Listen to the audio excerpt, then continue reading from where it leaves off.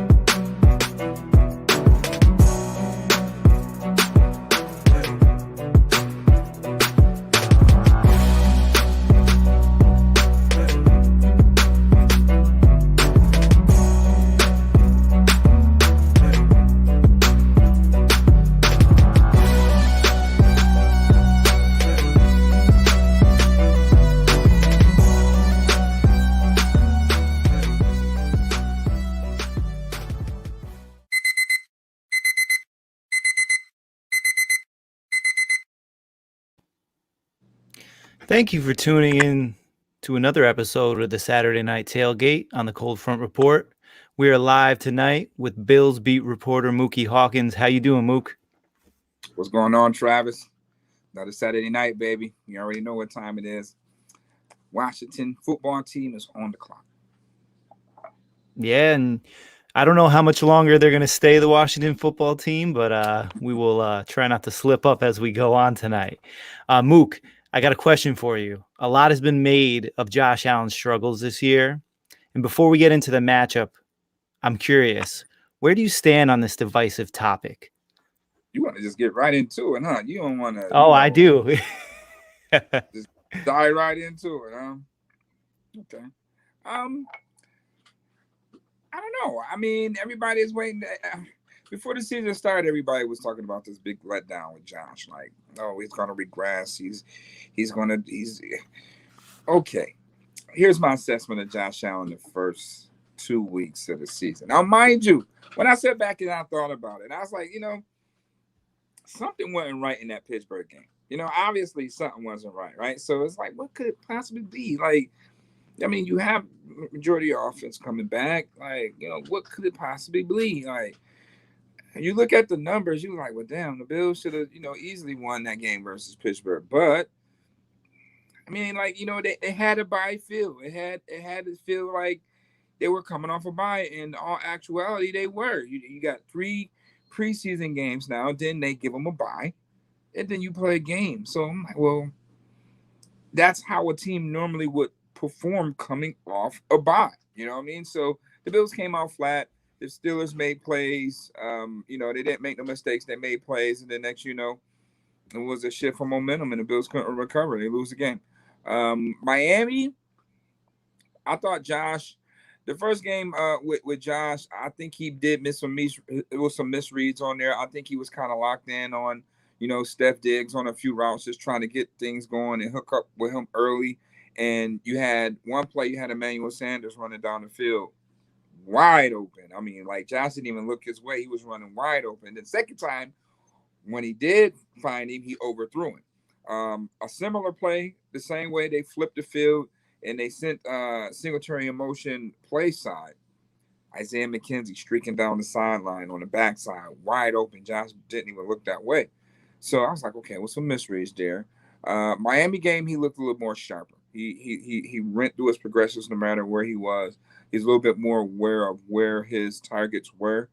And you saw that in the Miami game. Now, mind you, okay, his numbers didn't seem that way. He threw for, 50%. You look at probably like 6 or 7 of those footballs where he had to throw it away because nobody was open.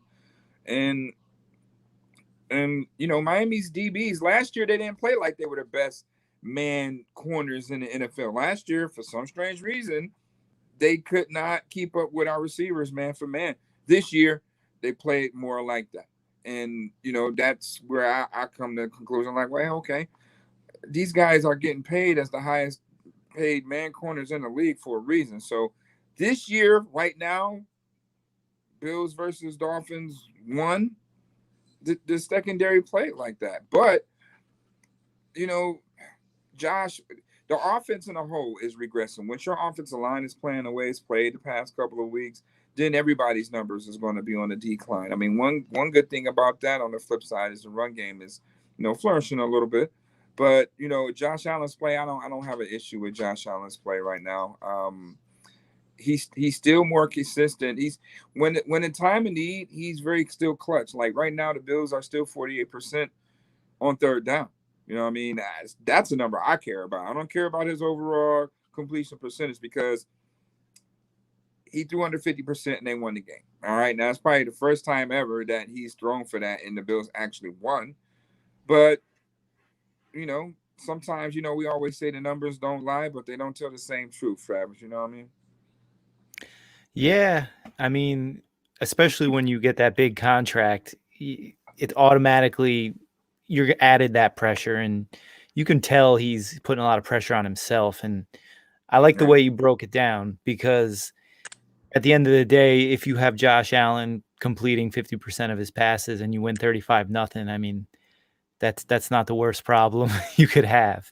Right. And, the Steelers game, it is what it is.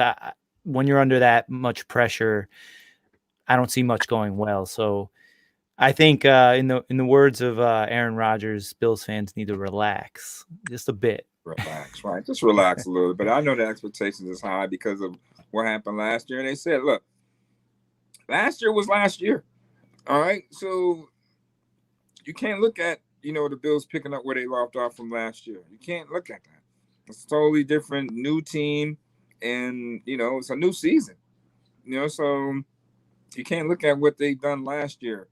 It's only 7 undefeated teams right now in the NFL going into week 3, and a lot of those teams are, conference opponents and, conference, are in the same conference. They haven't really played each other. So, parity early on right now in the league. I mean, would that loss to the Steelers come back to haunt us? Probably, but it depends on who Steelers knock off down the line. But, it's right now that it's proven that this is a week-to-week league right now, So, I'm not worried about it, but, this is an important game tomorrow. It's a very important game right now, So 100%. And getting into the game, let's start on the offensive side since we're already talking about Josh Allen. By most of counts, the Washington's defense has underperformed thus far. Mookie, how do you like this matchup? And how do you think Allen and the Bills will attack this defense? Well, I know they're going to look at the game, and I just hope that they don't overdo it with Josh running the ball around. That's my only thing because Daniel Jones, lit him up on the ground last week. I hope they just don't look at that like, oh, we can do a lot of this with Josh just because of that. You know what I mean? And just got all these plays with Josh running the ball.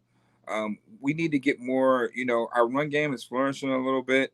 It's kind of like the Bills offense has reverted back to the 2019 Bills where the defense was kicking ass and the offense were, just trying to figure out how to join the party. It's got that same feel because right now, the Bills defense are like what, number 2, and yards allowed, they're number 2 overall. And the Bills run game is top 10 at 6 actually right now. So it's kind of fading back to 2019 Bills, but if the offense joined the party, then this definitely going to show the remnants of a Super Bowl contender. So, long season, they have more than enough time to figure it out, but some things are going to have to start emerging very soon in that offense. We got to start seeing some type of a breakout game for the offense. And it's crazy to say that they scored 35 points last week, but it just don't feel like it was in a dominant fashion. You know what I mean? Just because, you had those, they started out like in the middle of the game, basically. They scored in their first 2 drives, and, the last, 5 or 6, they started out, and then the last 3 out of 4, they end up scoring touchdowns. So, up and down game, and, they're still trying to figure some things out on the offense, and nothing looks different in the Bills offense from last year. So that's another thing. Teams can catch on to that and, force some struggles there with the Bills. Daboll has to get a little bit more probably creative with the play design and knowing that these teams are going to play you this way, you got to put the players in better position to make plays.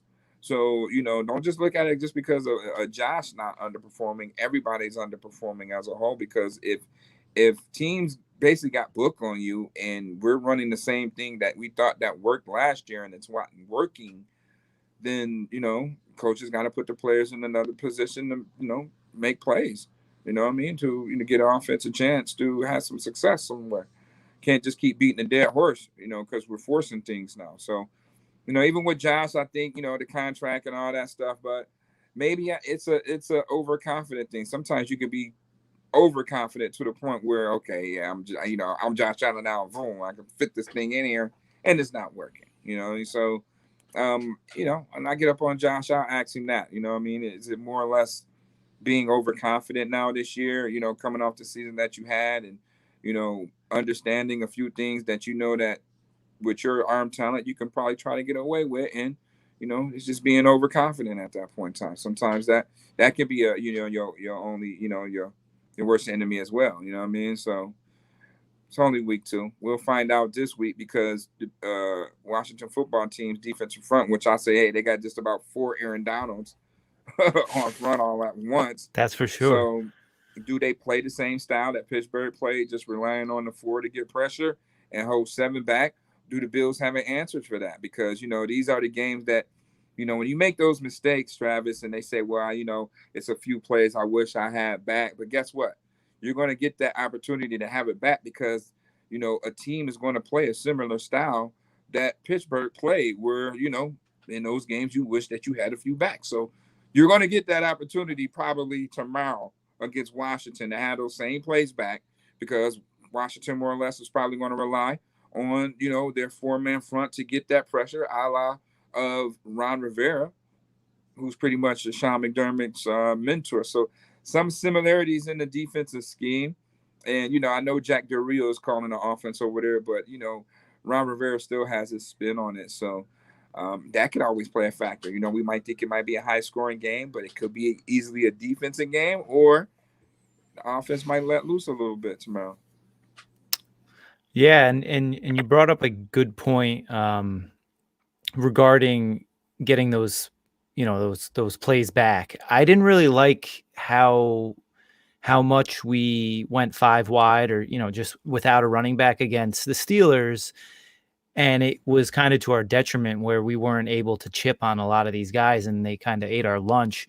I'm just wondering, do you think that's in the cards to maybe add another, maybe go in a bigger package, have a running back more often to help slow down this front four of Washington? Well, yeah, you're definitely gonna have a running back out there to chip guys to slow things down. Maybe they want to use Dawson Knox back there a little bit as an H back, move him in motion a little bit just to see what type of coverages they're playing. They're gonna have to do that. Like I said, I just hope they just don't try to overdo it with running Josh tomorrow, just because of the success Daniel Jones had in their RPO system. But I don't know. You got to. I would like to see Zach and Singletary out there in 20 personnel. I think that could, isolate a few things within the defense, especially if they plan to cover 2 shell and only rushing 4. You got 2 running backs out there, then that changes the dynamic on running pass with them, because basically if you're relying on your front 4 to get pressure, and especially if Washington has 6 DBs out there, you got to run the football. You know what I mean? So you got to be a little bit more aware of personnel tomorrow. And, I would like to see them in the 20 personnel. I know they got it in their playbook, you know what I mean? But I would like to see that, to see what would that present to a defense. Yeah. I agree with that, because you're not going to always get the opportunity to just play your game. I think a lot of times the defense, their alignment has to dictate to some degree where we're going to go with the ball. And if you see those light fronts, you gotta make hay, and not even that. Their linebacker core isn't super strong either. So, it's like you said, as long as we're not relying on Allen to make a lot of those design quarterback runs, but you definitely got to keep that defense honest. Everyone talks about the defensive line, but the secondary is a formidable unit. Jackson's a hell of a corner. Do you expect to see a little bit more of a quick pass game this Sunday, or do you think the Bills are going to try to air it out and push the ball downfield? I would look for the Bills to push the ball downfield. But if they're only going to 4-man pressures, then you're going to have to work underneath. You got to take what they're giving you. You can't force to play inside. You have to strike quick over the middle just to get them out of that. So we'll see. A lot of in cuts, a lot of underneath routes, hook, curl, stuff like that. You try to isolate. If you can isolate their safety with our slot guy, then you take your shot there, because they're going to be playing cover 2 shell. So, you probably want to isolate the safety with our number 2 receiver, whether it's Steph Diggs, whether it's Gabe Davis, whether it's Emmanuel Sanders. That's what, you have to do when teams play that, or run screens with your running back.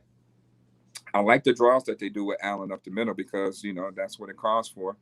And, we gotta take what they give us, but we gotta be a little bit more dynamic when doing it.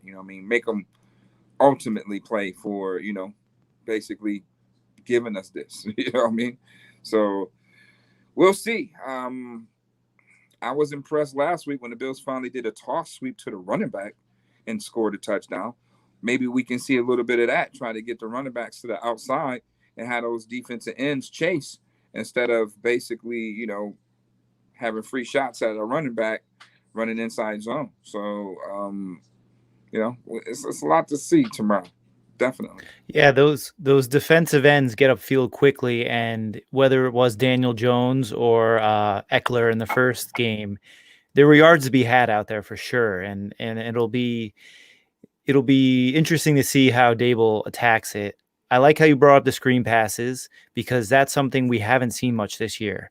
That play action, there's a lot of elements to our offense that we really haven't seen, which were kind of our bread and butter last year. So I do think if we utilize screens to, whether it's wide receiver, tight ends, I'm looking at Dawson Knox to really have whether he breaks out or not, I think he's going to have an opportunity to make some plays over the middle, which kind of brings me into my next question for you is, what do you consider the weak link of Washington's defense, and how do you expect the Bills to exploit it?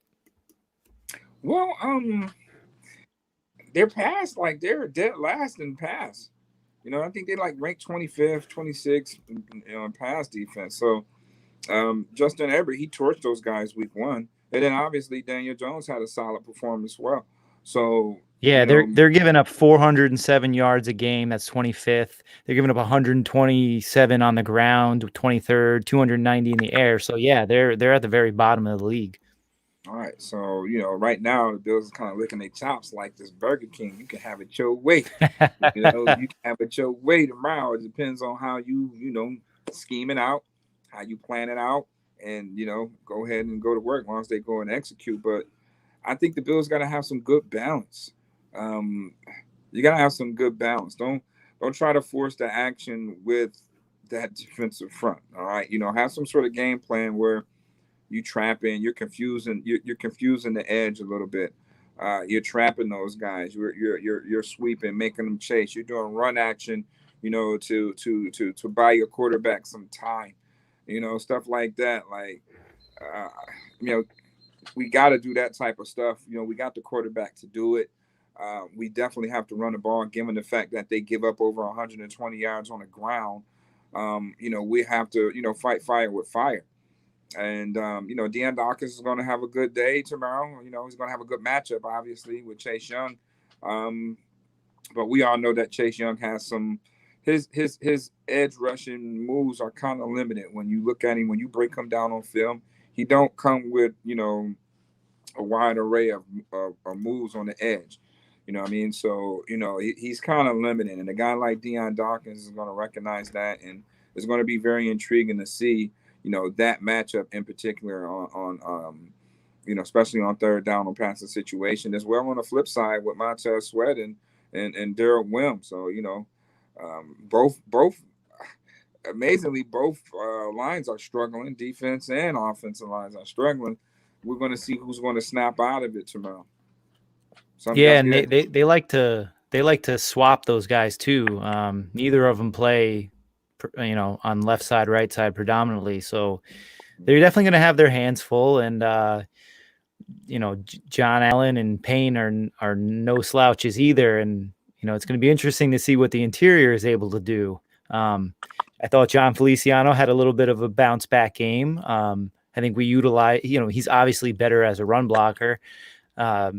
So I'm curious to see how the interior line stacks up against these guys, because it's going to be a little bit of a revenge game for them, because they're going up against a strong front just like they did week 1. Yeah, they're going up against a strong front. Deron Payne and Jonathan Allen, and we're going to see what's going on with Feliciano losing his weight. Quentin Spain lost weight, and then we know where Quentin Spain ended up. So, as long as they run the ball, I think we'll be fine. Because that basically, we shouldn't be passing the ball 50-something times a game. They cut that down. They went through 51 times the first game. You throwing 51 times with your starting left tackle is fresh off of COVID. He's not completely healthy due to that. And you're out there passing the ball 51 times, and we had a 10-point lead for the longest. Run football. You're right. Run the football. Run the freaking football. I think they got the message by dropping it down to 33 versus Miami. So that at least that's positive. You made Josh a game manager, which he really and people fail to realize that was the MO with Josh. We was drafting exactly. Josh to make a game manager. He's not the guy. That's why we came with a power run attack. That's why they brought in Frank Gore. That's why they drafted Singletary, with a more power run scheme. That's why we brought in Quentin Spain and things of that nature. So now, here's the dynamic. You make a trade for Stephon Diggs. Now you ultimately got to pass the ball because we got an alpha receiver now. So now, Josh, this thing is going to go through you. We're going to see where you are as a passer in this offense or in this organization, this franchise quarterback. and it worked. But the run game suffered from it. They went from a power run scheme to a zone run scheme. With a zone run scheme, you have to be a little bit more quicker. You have to be a little bit more athletic up front to, block and, probably get upstairs, to the next level to those linebackers. So that's where you see guys like Feliciano and Spain losing weight. It might not be to their strong suit because now when you're in the trenches and it comes down to having the proper leverage, you lose that leverage when you lose that type of weight. And we're going to see the advantage when John Feliciano runs the ball. What will he be able to do? Against a guy like Deron Payne. So that's going to be a matchup I'm closely going to be watching. Inside the lines. We got a question for you, Mook, from hashtag Sports. Better front four, Pittsburgh or Washington? Whew, when healthy. Right now, I got to say Pittsburgh. I mean, you got to say Pittsburgh. Washington's off defensive line, they look great on paper. When you got 4 first-round, top 10 picks, basically, Montez Sweat, he was, 16th, but, he's considered a steal at this point. He just signed in the contract extension. 6'6", he's running 4.4 off that edge. So they're an ascending defensive line. Pittsburgh is a more polished defensive line. You can lose a guy like Bud Dupree, but you can install a guy like Melvin Ingram, and you don't miss a beat. T.J. Watt still flying around out there. You got Cam Hayward out there flying around. So, I'll take those veteran guys right now over, an ascending Washington football team D-line. I agree with you, especially here and now. Maybe a couple years down the road, Washington may be in a better spot, but I think you're right. They have the experience, and they have the top end talent as well. Let's move on to the defensive side of the ball for the Bills. Mook, we saw the Bills bring a lot of pressure versus Miami. It was great to see. I mean, getting the sack. Micah Hyde, it's unbelievable that was his first sack from being here for all these years. But just seeing it right out of the gate, and then Taron Johnson soon after. Do you think the Bills will have a similar approach against Taylor Heineke? Listen, the way the Bills offense is playing right now, the defense have no choice but to keep playing the way they've been playing. Now, they gave us flashes like that last year, then backed off for some strange reason. I don't know. They did it against the Jets week 1. Then they kind of backed off when Tremaine Edmonds got hurt. And then they really didn't start sending the house again until they played New York in New York, where, the offense was struggling. And I think Tyler Bass probably had 5 field goals in the first half. They came out in the second half. They started blitzing. Jerry Hughes started making plays. And, they started teasing you a little bit. Going back to Seattle when A.J. Klein was like this big Russell Wilson stopper. And, even in the Arizona game before the Hail Murray, they were blitzing. The Bills are probably one of the best defenses right now, in the short season, only 2 weeks. But that blitzing package right there to go along with that emerging defensive front and A.J. Espinosa, who had 9 pressures, by the way, 9 pressures in one game with no sacks. He clearly could have had at least 2-3 of them. But to have 9 pressures, that's probably was the most pressures since last year, in the entire NFL in one game. Okay. Greg Rousseau, obviously, he's looking like a steal right now at pick number 30. The way he's producing, per production out there with his length, and, he's just as advertised.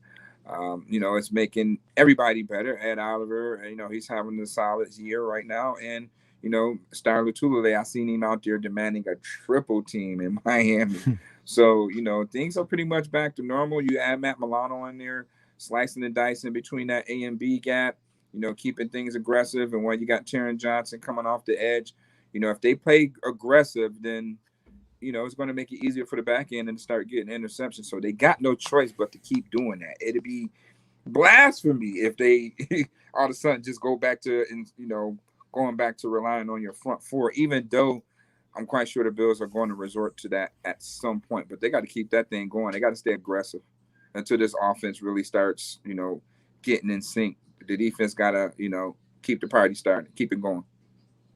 Especially going against young quarterbacks, you got to blitz them. Right. And this guy, when he he's not like Tua, where Tua is the one read and you get him off that first read and he's pretty much dead in the water. Heineke actually has a better completion percentage the longer he holds onto the ball. So I think getting pressure on him early and often is key. And like you mentioned, even if you're not getting that sack, those 9 pressures, you don't even have to go back and rewatch a film. He affected the play every time. This is not just a pressure, step up and hit your target. There was batted balls. There was guys picking up sacks on the other end. Obviously, the hit that took Tua out of the game, Levi Wallace's interception, all of these big plays came off of the pressure. It was stifling because, let's face it, when one guy got it, he wasn't the only one. There was a multitude of players around him, which was awesome to see. We got another question for you, Mook. How is Josh Allen looking this week in practice? Is he starting to calm down and just play his game? Everybody wants Josh to calm down. Josh is the same. He's the same. It's the same. I mean,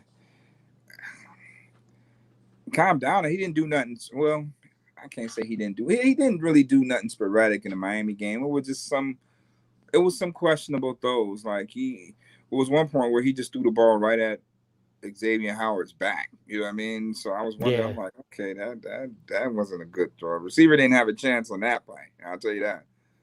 But he was 1-on-1. That was just a bad errant throw right there. But as far as like sporadic play, I don't think he really played sporadic. I think he played within the confine of the game. It's just that his numbers really didn't show it because a team like Miami that you play twice a year are going to, scheme against that now, especially when you own that team.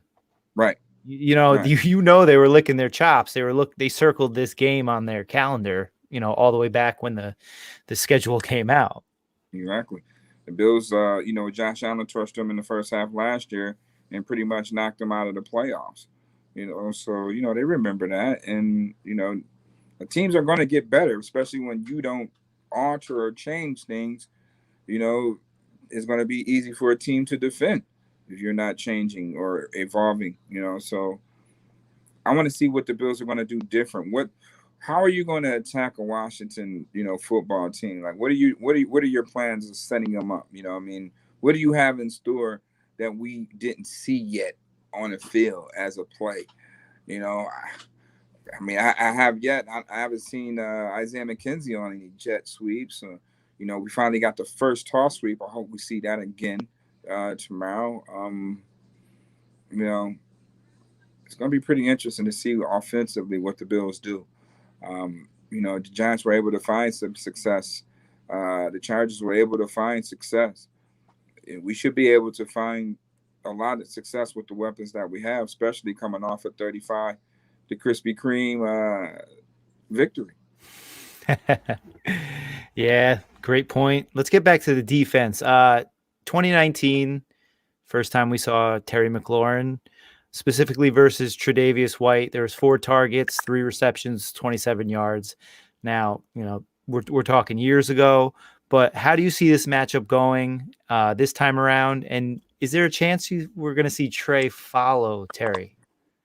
Yeah, I would want Trey to travel. You know what I mean? He travel and follow him around, but because they're going to move Scary Terry around. They're going to move him at the slot. They're going to move him on the outside. They're going to run some motions. So we'll see. We'll definitely see. I will hope so, due to the fact that we don't know what's going on with our number 2 quarterback corner. Levi Wallace is dealing with cramps and sore knee. And, Dane Jackson came in and played well, but, he has a little nagging little ankle injury. And then I don't know if you want to pair him up against, a more polished receiver and, Terry McLaurin right now. So I hope Tre'Davious White will be up for the challenge and follow him around the rest of the game, because the offense pretty much right now runs through him. They're going to try to swing Antonio Gibson out as, that extra receiver. Hopefully Matt Milano and those guys should be ready for that, So when you take those 2 away, then you have Logan Thomas, who pretty much earned his stripes here in Buffalo, and now is a great fixture within the Washington football team program. So 1, 2, 3, those are, basically the guys. That's basically, Washington's offense in a nutshell, from McLaurin to Gibson to Logan. A little McKisson in there to Yeah, spell third down, little a little third bit. down. Yeah, Yeah. yeah, he did catch 80 passes, so you can't count Yeah. that guy out. I got a question for you. Do you think did we see a guy like Cam Lewis activated with the possible lack of depth with the injury at corner?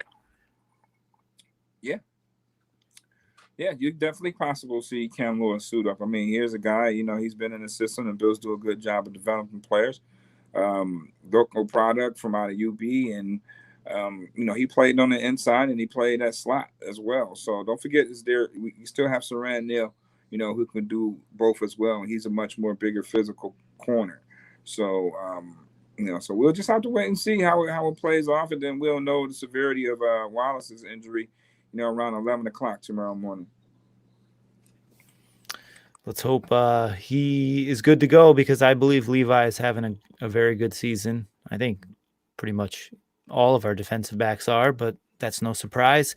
Mook, Sean McDermott led defenses are notoriously good against these young quarterbacks, like I mentioned earlier. But do you think there's a possibility that Heineke will find any success against this Bills defense? And if you do, where do you think it'll be? Well, it'll be probably in his mobility. He has that little sneaky mobility, keep his legs moving, and to extend play. So we gotta keep him contained, and he's 6'2", so hopefully we can keep him bottled up and push the pocket and just smother the guy. I mean, just collapse that pocket and do what we've been doing. Take away his first read, obviously, is that's going to be McLaurin. And force him to go somewhere else with the football. But he ain't gonna have too long to make that decision going to a second and third progression. Hopefully there's somebody taking him down by that time, the way this Bills defense has been playing. So I don't think the Bills defense should let up at this point, especially when you got a backup quarterback at this point. And it's his first game on the road. It's his first game on the road. The defense is playing the way they played on the road last game. The defense played well in the home opener, but guess what? The Bills didn't win that game. I seriously doubt that the Bills would lose back-to-back home games, especially spanking the Dolphins the way they did. So the Bills is going to be playing with a sense of urgency and wanting to be a little bit more hungry to get some points on the board and get the ball back to the offense. And I'd tell you this: don't be surprised if our guy McKenzie return one tomorrow. Yeah, I mean, as much as I love Andre Roberts, that decision of not resigning him is looking better and better. I mean, the guy's got 2 muffs. His punt return average isn't nearly as high as McKenzie's kick return either. And McKenzie, he finds that corner, he finds that crack in the coverage, and you know what we can do. So that's a good call. Good call by you, Mook. I guess lastly, we can wrap up the discussion on the defense is what do you think the key is to shutting down this offense? Specifically, obviously pressure wins, but do you think it's going to be with the blitz? Do you think it's going to be with coverage, man to man? What do you think? I think you're going to see a little bit of both. I think they're going to mix it up. They're going to try to keep him confused with coverages and different looks. Poyer and Micah do a great job in disguising where they're coming from, and as long as Coach Frazier dialing it up front, then that's going to pose a long day with Heineken. I don't think the Bills should be like, okay, let's play off and rely on our front four against a backup quarterback. You want to keep a backup quarterback rattled. You want to apply as much pressure as possible. Make him uncomfortable and force him to make throws that he regrets them. That he be talking about. I wish I had back. So just pressure. Bills got to keep their pressure going. We got to figure out if Trey White is going to be locked on McLaurin. I would hope so, especially if we're going to be aggressive blitzing. I would want to put my best guy on their best guy, and then basically knowing that either is going to check it to Gibson, or we got to make sure we bracket Logan Thomas. You know what I mean? So they just got to stay aggressive. They got to stay aggressive. The Washington football team, they do have some youth over there on the edge, and Sam Cosmi, and I want to see that matchup as well. Greg Rousseau against rookie for rookie out there. Who's going to win that battle? Then I'm quite sure the Bills are going to move players around. They're going to put Addison out there. They're going to put Hughes on them. And I think the Bills really get after it defensively, and force Heineken to get some turnovers. I'm glad you brought up Groot because Michael Smith has got a question for you. How many sacks do you think he's going for this week? GR the Giant. How many sacks for GR the Giant? Hey, I tell you what, GR the Giant might get 3 tomorrow. He might get 3. 3. Okay. We're going to change that GR the Giant to Groot to Baby Brusso. Baby Brusso, I like it. I'm waiting to hear that Groot chant by 72,000 fans. Yeah. Yeah. So 3, you heard it here, folks. Muki, you got the prediction we went over last week. You got something right. I can't remember what it was, but we brought it up during the post game. So let's go for 2 for 2. All right. Let's see. So we got a good question here from David. Do you believe we suit up 3 running backs or sit 1 like we did week 1? Yeah, I think they kind of like playing musical chairs with the running backs. Like, okay, we sat Zach Moss as a healthy scratch because basically they wanted to get a better look at Breida, obviously, to see what he's going to do out there with the ones because he didn't get an opportunity too much to play with the ones in preseason against Green Bay. So then on the flip side, you had 5 running backs active, but Breida, barely plays. So you get a better look at Zach. Obviously he's playing in Miami. Singletary and Zach, they're both from Florida. I get it. So, they'll get the bulk of the touches. Going into this week, we're going to see where we are because Singletary played well last week. Zach Moss played well last week. Breida, I didn't think he played well in the Steelers game. And, I think he'll still be the number 3 running back out there come tomorrow. But yeah, I think he's still active though. The Breida activation and maybe Moss was banged up, but it was odd because it didn't seem like our game plan called for a guy like Breida specifically in the Steelers game, especially when that pass rush is good. And we could have used a guy like Moss because, if I recall, Moss stonewalled Watt down in the red zone in the previous game. Yeah. Yeah, I think it was more or less of a precaution as well, too. Zach Moss, he didn't want to throw him out there week 1 pending, him coming off an injury, something like that. So, they had an excuse if they wanted to use one basically on why they didn't play him. But, it's too late now. He's in play the game. He's healthy. Just got to protect the football. So I think you see Breida active. You see Moss. You see Singletary active. I think you see the same guys active. I don't think it would be too much difference in reference to who's suiting up and who's not, from last week. All right. We got another one. Oh, that's not the right question. Do you see the mix more screen? We touched on this, but do you see them mixing in more screens and draws to try to slow down that pass rush? I would hope so. We haven't really seen screens. When the team is playing off, you got to do things like that. You got to do delay draws with your quarterback. You got to do screens. However, whether if it's a tight end screen, running back middle screen, you want to work it out on the edge, or you still can do receiver screens. When teams are backing those funnel off screens. Right, you got to run those funnel screens. You got to be an expert on hot boy plays underneath. You got to be able to dial them things up, and that's going to stop the defense from being in that type of coverage, holding 7 back and sending 4. You got to fight fire with fire. And, Coach Dable got to put his players in better position to make those plays. Other than that, then the Bills are lame ducks, and then we're sitting on wondering why Josh Allen's holding the ball, why he's not completing passes, because, basically the playbook hasn't changed. All right. What receiver is going to get the first TD? David's thinking it's going to be Sanders. Cole Beasley. My man. Yeah, I think they're going to get him heavily involved. I predict him to have the most targets out of everybody.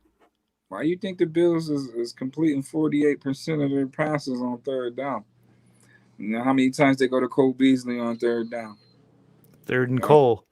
Yeah, 3rd and Cole, baby. 3rd and Cole. So I think Cole's going to get the first TD, out of the receiver core. It could be Dawson Knox, but I'm going to say Beasley first. Manny Sands ain't got his yet, though. Manny Sands ain't got his. Yeah. He should have had 2. Mm-hmm. All right, Mook, give me a player to watch. Player to watch tomorrow. I mean, I want to say a broken record, but watch AJ Espinosa. If y'all not watching AJ Espinosa right now, everybody keep forgetting about him. They're like, man, this 6'7" rookie that they drafted. Don't forget about the other 6'6" rookie they drafted last year that was considered by, a few people the number 1 edge rusher coming out of that class with Chase Young in that class. You look at the 6-degree separation of it all. Chase Young was the top edge rusher coming out. He led college football in sacks at 16. Gregory Rousseau was second with 15 and a half. So right now, the Buffalo Bills have 2 of the top 5 defensive ends in the past 2 draft classes right now. So bookends is looking pretty damn good. Watch AJ Espinosa tomorrow. And, watch Singletary tomorrow, man. If they just let Singletary, cook, highlight Russell, let Singletary cook one time. We owe Devin Singletary 20 to 25 carries. All right, let him rock. Give him 25 carries and see what he's going to do. This is his 3rd year here. Give him 25 carries. All right, you got 3 damn running backs. So you can afford to give him 25 carries just to see, can somebody shoulder the damn load? You know what I mean? I think Singletary gets better with each carry. He gets into the flow of the game. They kind of took him out of rhythm, that Steelers game, when they put Breida in. That kind of took away from some things. But once again, he got to take care of the football. Singletary must take care of the football as well. Other than that, we don't really get an opportunity to see what we're really doing out of the running back position. If we're not really relying on it, putting it on his shoulders. I understand that, we're paying Josh $258 million, but we don't have to put it all on him because we're paying him that. All right. So let's not do that. And we know what we're doing. We should know who he is at this point. So we need to understand where our run game is, because if our run game is going to be the same, then we got to go get another better or dynamic back that could shoulder the load if need be. That's going to pose a threat when teams are not going to play, cover 2 shell and just send 4 because they're not in fear of our running back. Now, if we had Le'Veon Bell probably last year, I want to say now because he probably is out of shape, due to the fact, but if we had a guy like Le'Veon Bell last year, someone that poses a threat, a guy that can catch the ball, being 6'2", 230 pounds, you're not going to be dropping 7 back. All right. So it's a different dynamic on how you scheme for that. The Bills need to get a little bit more dynamic at that, bigger, stronger, faster of a Najee Harris type in order for you to have some sort of balance. But you got to give Singletary, let him rock. It's his 3rd year to see where he is. I think he earned that right to shoulder the load one game or just give him over 20 carries. So, put the spotlight on him. This could be a bold prediction too, Travis, man. Hey, Devin Singletary over 20 carries. How about that? Bold prediction. Devin Singletary. There you go. Not overall touches. Carries. Over 20 carries tomorrow for Devin Singletary. Yeah, and you bring up an awesome point because you give him the opportunity to take some of the focus off of the passing game. I mean, it's a cliche, but you run to open up the pass, and when teams, I'm not going to say that they have the Bills figured out, but clearly our opponents have been doing some research and their homework in the offseason, and 2 games in, they've been able to slow down this offense. So you throw in a wrinkle and you see what Singletary has to offer when you need to rely on him to carry the load. And 2, if he's successful at it, I mean, that's just going to help in spades when it comes to the passing game. So I like that bold prediction. That's what I was going to go with following the player to watch. Since we already got that out of the way, hit us with a score prediction. Score. Now, this easily could be some old back in the Carolina day type of defense. I know what you're going to do, McDermott. I know what you're going to do, Rivera. So, the defenses may dictate this early on. Don't expect all of a sudden, the Bills to just be hitting the ground running like it was Miami again. Now, if they do, that's great. But I think it's gonna be a battle and that first quarter just to get the filler on how they're gonna play each other. So it's gonna be I say it's gonna be like a field goal tug of war. You know what I mean? Don't forget we got Dustin Hopkins who plays for the Washington football team, who's drafted by Ex-Bills, the right? Bills, and he definitely had a boot too. Just a groin injury. Got him. Didn't make the squad, but. I think it's going to be an ugly field goal game to start off, and I'm going to say Bills 29 and Washington 19, 29-19. 29-19. We covered the spread. All is good. Hopefully, Josh can keep some of his doubters, detractors at bay. Mook, that about wraps up the show. Anything you want to let these guys know before we get on out of here? Do we got one more question left in the tank, or we all done? We spun out. We spun our money. We're spent. We're spent. Okay. All right. I'm just checking. But no. Nevertheless, man, you can catch me all day, every day. You know what I mean? Waffle Sports 1080 on Twitter. We will be doing live post game. After the game. Rain, sleet, snow, shine. Whether we're on the road, whether we're at home. You can always catch me on the Fan Base Network.